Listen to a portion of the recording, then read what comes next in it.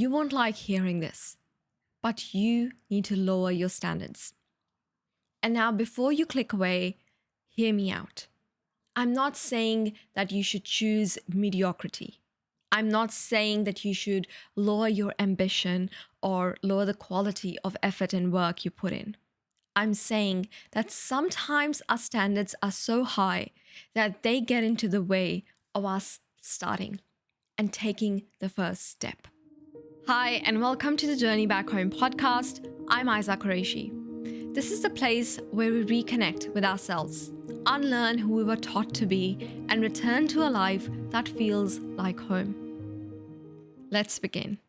The reason why I'm talking about this is because it comes directly from my own experience. It has taken me nearly 4 years to start this very podcast. And the reason wasn't that I was lacking ambition or motivation. I wasn't lazy or undisciplined. And there wasn't a problem with the amount of information or knowledge I needed to start my own podcast. I had the equipment, I had the training, I had the plan. I had everything sorted out. And because this was my dream project, I had all the motivation in the world. The problem was, I wanted to have all the skills, the experience, and the knowledge and mastery that can only be achieved by putting in the reps. And I wanted all of that mastery, those skills, that knowledge before I made my very first video. And now looking back, I can see how ridiculous and ambitious and almost impossible that expectation is. Because I wanted to have all the answers, the skills and mastery before I made my first video. I had set impossible standards for myself. And that got into the way of me starting. I wanted my first podcast episode to sound super professional and polished. I wanted to have mastered editing, lighting, camera settings, scripting, and I wanted to sound confident and natural and authentic and have everything nailed down. For any of you who have started their own podcast or are familiar with the process and the work involved in it, you can certainly relate with how absurd this idea is, how unrealistic this expectation is.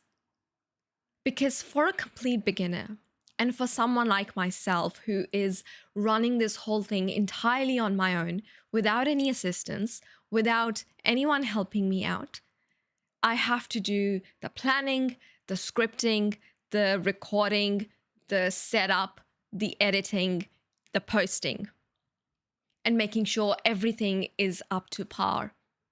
And while keeping in mind that I'm still learning editing tools, I'm still learning how to set up, I'm still figuring out the right lighting and how to script and how to sound and how to appear natural on camera.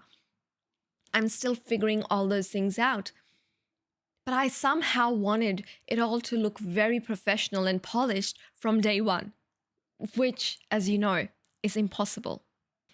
I almost wanted the experience and skills and mastery of an experienced creator while I was starting out. How many of you have done that? How many of you have actually waited to feel confident and comfortable enough before you started the thing you wanted to do? I just wanted everything to be perfect. And when you deeply care about something, when something means so much to you, as something so close to your heart, or it's a deep desire or dream, you want it to go really well. And there's nothing wrong with having that expectation. But the problem with that expectation is that it's unrealistic. It's perfectionism. And what did my perfectionism look like? It looked like training, thousands of hours of courses and trainings and thousands of dollars invested in all of them. It looked like buying the best equipment, having the right plan, hours and hours of planning, of looking at the little things from deciding the name to what it's going to be about to designing the logo, everything. I invested so much time in all of that. But what happened was that was all happening in the background. That was all planning and preparation. There was no outcome. There was still no podcast. For years, all I was doing was preparing, planning, researching, training, getting all the equipment, getting the setup ready. While all of those things were gathering dust, there was still no podcast to be seen. Because I wanted that level, because I wanted to have all the answers before I began. And the interesting thing about perfectionism is that something which I'm realizing now is that it can be disguised as productivity. Sometimes we tend to, if you are someone like me who loves learning and constantly finds themselves purchasing books and courses and events and attending all of those things, if you're like me and you love learning and you constantly find yourself subscribing to webinars or attending courses and trainings and stuff, then you know that this can become a trap. While it's important to know where the gaps in your knowledge are and to fill those gaps in with those trainings and learnings, there comes a point where it starts becoming a hideout. It starts becoming something behind which you just hide yourself. Once I get this course out of the way, I'll be ready then. Once I finish this training, I'll be ready then. And one course becomes 10, 1 month becomes 10 months, a year, 4 years, before you find out that you still don't feel ready. You still don't feel prepared enough or confident enough. You still don't feel like you have the skills and mastery, because how can you, when you don't have any experience, putting that knowledge into action? Perfectionism can be difficult to recognize because it looks a lot like productivity. It looks like preparation. It looks like learning. It looks like improving yourself. It looks like growth. But there's a downside to it. There is such a thing as too much learning. If you're constantly consuming and not creating, then where is that knowledge going? There is a gap between the knowledge and the execution. You can spend years preparing to do the thing, while at the same time avoiding to do the one thing that's going to help you improve, doing it. And I think this is where high standards can be a problem. So going back to the point of having high standards, is it wrong or is it a bad thing to have high standards? Absolutely not. Having high standards is great because it helps you have a direction, it helps you put in effort, it helps to improve yourself. I still have high standards for myself in so many areas of my life. But the problem is when your standards are disconnected from the level of experience you have, and your standards are disconnected from the level of where you are at. If you have beginner experience, but expert expectations, there's always going to be the disconnect. You're never going to be able to start or be satisfied with the work you're doing and putting in. And that's why this doesn't work. Because when you're starting out, you need experience, you need practice, you need repetitions, you need feedback, you need more knowledge, more skills. You are learning everything intellectually. You are doing something for the first time that hasn't been done before. You don't have a baseline to compare to. You are figuring out what works and what doesn't work. The standards that create excellence aren't the same standards that help beginners start. I'm going to say that again. The standards that help create excellence aren't always the same standards that help beginners start. When you're a beginner, you need a lot of room for experimenting, for trying things, for failing, for getting back up, for finding out what works, what doesn't work, for finding your own groove, your own unique style, your own voice, your own creativity, or your way of doing something. You need permission to make mistakes. You need permission to suck. You need a lot of grace and compassion for yourself. You need curiosity. You need an open mind, a beginner's attitude. You need the willingness to learn, to fail, to take risks. You need to lower your expectations. And this is something I'm learning in real time through the Visibility Project. Now, for those of you who don't know what the Visibility Project is, a few weeks ago, I started a Visibility Project that was creating 100 reels in 100 days challenge on my social media, which is Instagram and TikTok mostly. I'm also sharing that on YouTube in case you're interested. And the idea behind the Visibility Project was to help me feel more comfortable being visible, being seen, for expressing myself, because I wanted to have more confidence and to feel more comfortable expressing myself, finding my voice, my unique voice. Because for years, I've suppressed and held back my voice, my thoughts, my opinions, because I felt I wasn't good enough, that I didn't have anything important to say, or my feelings and needs and wants weren't valued. And a lot of that came from how I was brought up and the cultural and societal conditioning and restraints. And a lot of that created this idea in my head that what I had wasn't valuable or good enough to share, that I don't matter as much. And so I would hold back on my own thoughts and opinions. And later on, I suppressed it to the point that I lost my own voice. I no longer recognized myself or my own voice. I didn't know who I was. I couldn't separate myself from the voice of the society, of culture, of everyone else around me.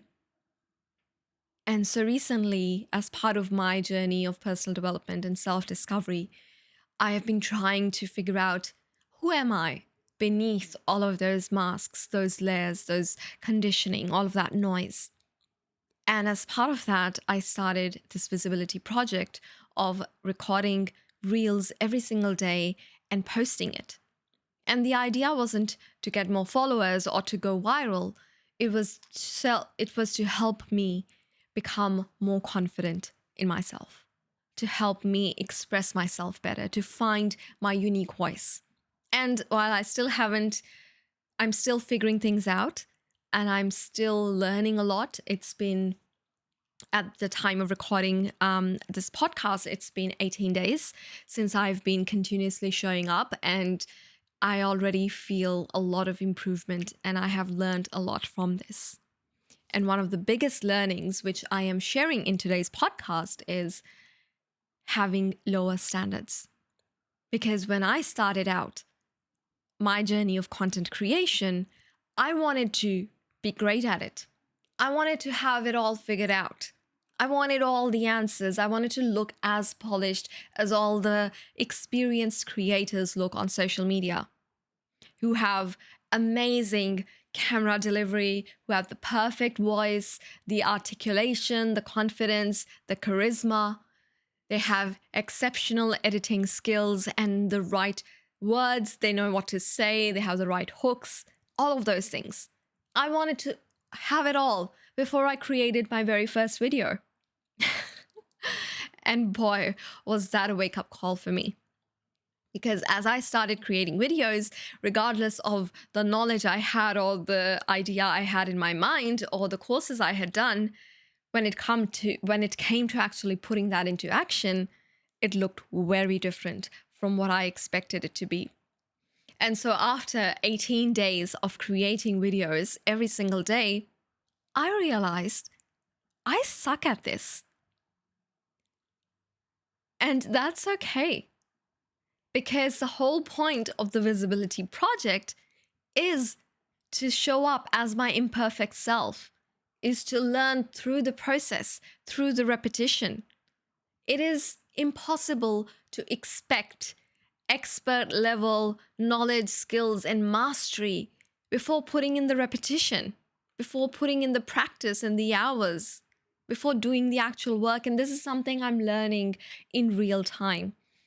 So, in case you're curious on how the 18 days have been going so far, it's been a really interesting journey. I've had moments of feeling really embarrassed and cringy, recording myself, my thoughts, and sharing it just like that with minimal edits, minimal scripting. I've had days where I did not feel like posting and almost regretted starting this challenge because 100 days is a lot of days. And showing up every single day on days when you don't feel like it, when you don't have time, when you're exhausted, when you don't have any ideas, you are in a creative block, it's challenging. And you're having a bad hair day, yes, those are real struggles. That is what I've been experiencing since creating videos every single day. And what I'm realizing is the more I do it, the easier it becomes. It's still cringy. It's still uncomfortable. I'm still afraid of what people will think, how they will judge me, especially friends and family members and colleagues who have been watching me. It is super uncomfortable of the thought of them judging me because I'm a complete newbie at this. And when you go from a place of having expertise and years of experience in a certain field and domain where you have, I wouldn't say exactly mastery, but you've close to achieving mastery in something, to going to be a complete beginner, a newbie in another field, in another domain, in another project, it is very hard because we define ourselves, our worth, often through our work. And putting out crappy work, messy work, imperfect work feels like it is a reflection of who we are as a person. And that's why it is so uncomfortable to even start, to even record your very first video, even though no one will probably watch it.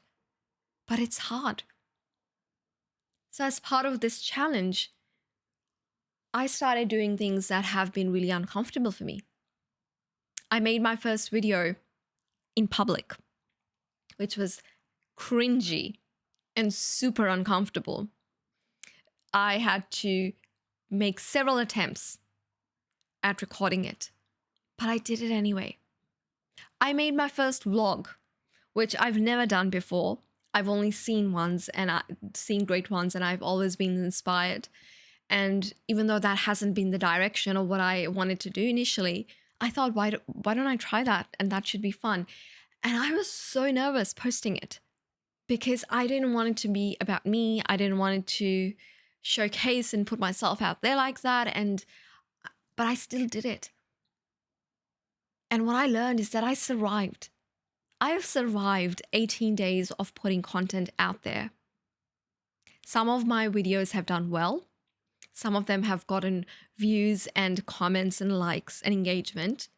And others have completely flopped. Like on some videos, I got only 3 views. But here's what I'm learning. A, it's not about the vanity metrics. That's not why I'm doing this. While it's good to get engagement and reach, and I would love to have more people following this journey and so I can share and add value to their lives. But the most important purpose is I am starting out. And the whole point behind this challenge was to put myself out there, to learn, to experiment, to grow, to find my voice. And even if at the end of 100 days, no one ends up following me, no one ends up seeing any of my reels, I would have 100 repetitions. I would have 100 reels posted. And that is data. That is growth. That is practice and experience, which I could not have achieved doing tens of thousands of courses, no matter what I do. It's only stepping into the arena is what will teach you more than anything. And the funny thing is, I spent nearly 4 years waiting to start creating content because I wanted to have it all figured out. I wanted the experience before I started. And the interesting thing is, those 4 years didn't teach me as much as these 18 days of creating content did. And that's the lesson here. And with all the feedback that I'm getting, I'm learning what I enjoy creating. I'm learning storytelling. I'm learning creating content. I'm learning showing up on camera, how to speak more naturally, how to sound more confident. I haven't figured everything out yet, but I have improved heaps from where I started. I'm learning how to deal with embarrassment, with cringe, with fear. And the best thing is, despite all of that, I keep showing up. And I learned that I can survive all of those things that I once thought were too challenging for me. Information can teach you what to do, but only repetition will teach you how to do it.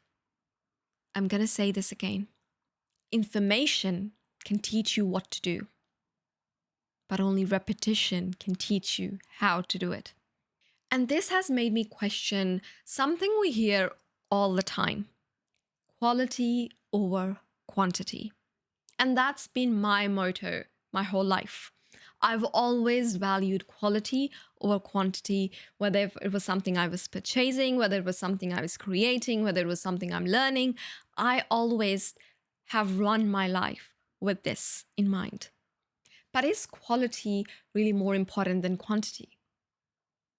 Eventually, yes. But when you're starting out, when you're a beginner, how do you create quality when you haven't yet developed the skills needed to create quality? I don't think that we should choose quantity instead of quality forever, but I believe that quantity is the path to quality. It's repetition, it's practice, it's feedback, it's improving and adjusting and tweaking as you go. It's learning and adjusting. But I think that quantity is what creates the skills, the knowledge, the experience that would lead eventually to quality. You can't become a great writer without writing. You can't become a speaker without speaking, or a content creator without creating. You can't become an actor without acting, or a coach without coaching. You need to try. You need to put in the reps. You need to put in the practice. You need to learn and adjust, because that's how you learn and that's how you reach the level of expertise and high standards that you began with. I think a lot of us have the wrong definition of success, and that can get in the way of us achieving what we want to do and continuing to show up. Success shouldn't look like, will this post go viral? Or will I make X amount of money? Or would this person say yes when I ask them out? Success should look like putting in the effort. Success should look like, did I make that post and did I post it? When you're at the beginning, what success looks like to you may be different than when you are at an expert or experienced level. And I think that's very important to identify what matters most at what stage.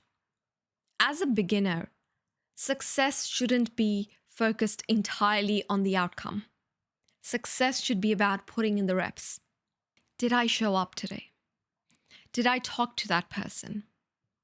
When we focus on the outcomes which are outside of our control, that is virality, reach, followers, money, dates, relationships, friendships, any other form of success, confidence, all of those things come after repetition. And all of those things are outside of your control. All you can do is put in the work. All you can do is show up, is to put in the effort. And that is the only thing that's within your control.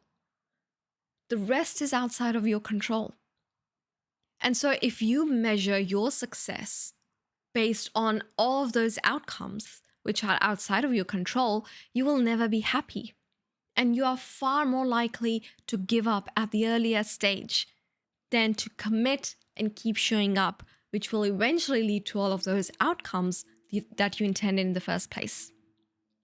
And I think that's, as a beginner in something, I think that's one of the biggest things that makes people quit. That A, prevents people from starting, but once they do, they don't stay long enough to see the results because they quit the moment things don't go the way they were supposed to in their head, because they had too high expectations and standards of what it should look like instead of focusing on what they can control, that is the repetition, that is the practice, that is showing up every single day. And that's what matters the most.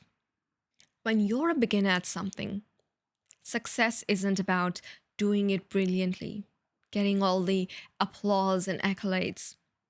Success is sometimes simply doing it, simply showing up, putting in the work. The number of times I've not felt like creating the podcast or creating the reels because I wasn't feeling well, or I was too busy, or I just didn't have the energy. And my biggest concern became that if I'm not able to put good quality of content out there, then I shouldn't create at all. But that was defeating the point, because I am just a beginner at this stage. And when I'm starting out, what matters most is the quantity. What matters most is showing up, is putting in the work. Some days you go to the gym, you don't have energy.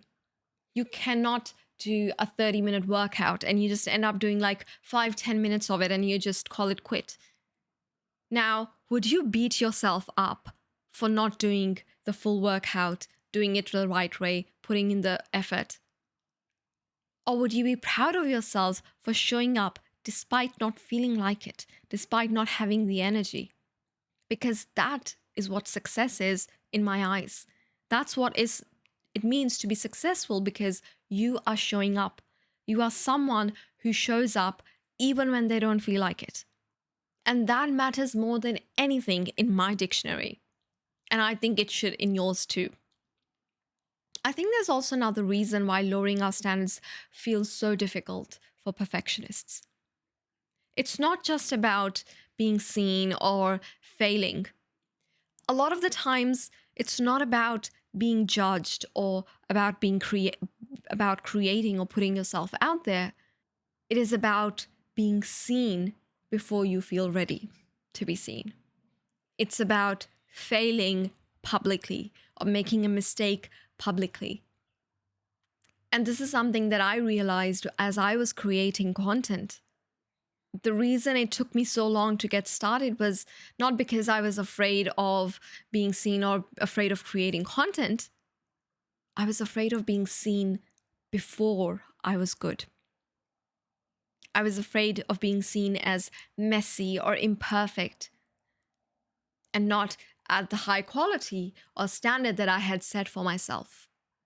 And that's why I procrastinated and waited for so long. And the thing about perfectionists is we can see the gap before we have the skills to fill it. We can see the imperfections. We can see the quality or standard it should have been at. But our perfectionism tells us to hide. It tells us to stop showing up, because if it's not perfect or high quality, then you shouldn't post it. But the problem with that is that when you're hiding, you're not putting your work out there, you're not developing the skills for it to become high quality. The only way to stop looking like a beginner is by spending some time looking like one. I've got to say this, whether you like it or not. If you're a beginner, you need to accept you're a beginner and you need to spend some time being one. Because if you're afraid of looking like a beginner, you need to admit and accept you are a beginner and spend some time being one. Because you are going to suck. You are going to fail. You're going to be messy. You're going to make mistakes because you're a beginner. And isn't that a great thing? Because it gives you so much room to experiment, to be messy, to fail, to try different things. People aren't expecting that level of standard from you because you're a beginner. This reminds me that when I started driving, I got my learner license.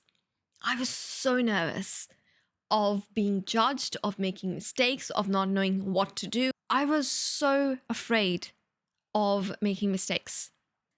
But my instructor told me that when you have that L plate on your car, people can see that. And people respect that. They are keeping in mind that, okay, this person, this driver is a learner. So be kind with them. Give them space. Be patient with them. And I started noticing that when I had the L plates on as I was driving, people would give me more distance. They would be more patient with me when I was trying to figure something out, when I got confused or stuck. They weren't constantly beeping. They weren't saying anything. They would just be really kind and supportive because I was a learner. I could make mistakes. I could take my time. But the moment I got my full license, things changed because I no longer was a learner. The moment those L plates came off, the expectations became high. Now I was to be treated as a fully experienced driver on the road. And when you make that transition from a learner to a full license holder, it's not like in one day you're going to immediately become a professional and have those years of experience. You're still kind of a beginner. But people don't treat you that way anymore because now you are an experienced driver. So if I make a mistake, the beeping would start. They don't give you any way. They are not patient with you anymore. You are expected to know how to parallel park. We often treat being a beginner as something wrong. But being a beginner is such a beautiful thing because you have so much room to make mistakes, to learn and to grow. What I learned is that I needed to give myself permission. Permission to suck, permission to be messy, permission to make mistakes, to fall flatly on my face, to feel the cringe, to feel the embarrassment, to feel the discomfort. And that's where I think the idea of lowering your standards can feel misunderstood, because lowering your standards doesn't mean lowering your ambition. It doesn't mean that you stop putting in the effort and you stop putting in time and energy to make something good. It only means that you match your expectations to your experience. You should allow yourself to develop. And as you develop, your standards will also develop and raise, and you will be able to reach that level of excellence that you strived for when you started out. You can have enormous ambitions for where you want to go, but you can also have realistic expectations for where you're starting. And I think that's a really good balance to have. My ambition for my content, for this podcast, are very high. My goals and standards are very high for this. I want it to be really high quality, high value. I want my editing skills to be exceptional. I want to have mastery in all of this. But I'm not at that stage yet. And so I need to be realistic of where I am. And my expectations at the moment is showing up continuously, putting in the work, and learning and adjusting as I do. As I put in the reps, I look back at what worked, what didn't work, what can I improve next time. And that's how I'm taking it step by step. So at the beginning, it all looks like, did I show up? Did I put in the work? So your standards should grow alongside your skills, not arrive 10 years before that. And as you put in the reps, as you start showing up every single day, showing up authentically, showing up consistently, putting in the practice, at some point, I showed up stops being enough. But you have to show up consistently enough to earn the opportunity to ask yourself, how can I do this better? Now that I have showed up consistently for a long period of time, I have the practice, the evidence, the data collected. How can I do this better? And that's when you start adjusting and tweaking and improving and upskilling yourself. using the evidence, the reps, the practice that you have already put in. Now, I want to leave you with this one question. What is something you've never done before and you've been putting off because you're expecting to be good at it? What would happen if you gave yourself permission for your first 10, 50, or even 100 attempts to be messy? I want you to pick one thing, just one thing, where you can lower your standards and take one action, one messy, imperfect action, and give yourself permission to suck at it. Just do that one thing. If it's making a post, if it's talking to someone, if it's reaching out to someone, if it's showing up somewhere, just do that one thing. You don't have to change your entire life in one day. You do it one repetition at a time. And what I've learned, all I needed was just to lower my standards just enough so I could start. So I could put in the reps, I could make mistakes, I could learn and gather enough data to actually raise them. Thank you so much for being here. I hope you found this helpful. If you have any questions or feedback, please let me know in the comments below. If you would like more episodes like this, subscribe to stay connected, and I will see you in the next one.